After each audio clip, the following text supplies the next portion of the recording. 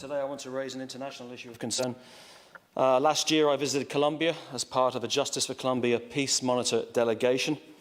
I travelled extensively through the country and witnessed firsthand horrific stories of human rights abuses. I visited a small town called Cajibio in the Cauca region, and I met a young man, Jada Quintana, who was just 17 when I met him.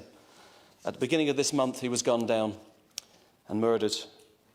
A few minutes before he was murdered, a policeman came to check his ID, to check who he was, and then the right-wing paramilitaries arrived and gunned him down. He was a member of the Fuenteagro trade union, which has a relationship with the Unite Union here and in Britain.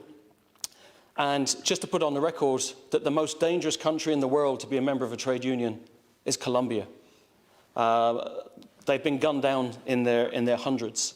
In fact, 1,000 people have been murdered since the peace process was initiated 4 years ago. And the key problem, Kihilok, is that the Colombian government is not implementing what was agreed at that time in terms of rural reform, in terms of justice, in terms of the National Commission for Security Guarantees.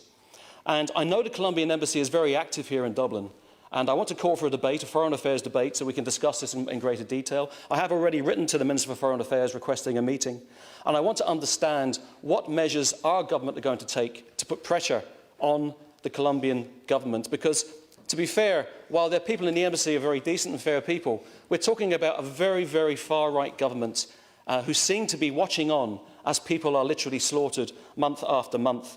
And we have to do what we can to ensure that people like Jada, murdered like so many in Colombia just for trying to build a better life for his family and his community, that something fundamentally is done by our government. We need to hear justice for the people of Colombia. Thank you, Senator.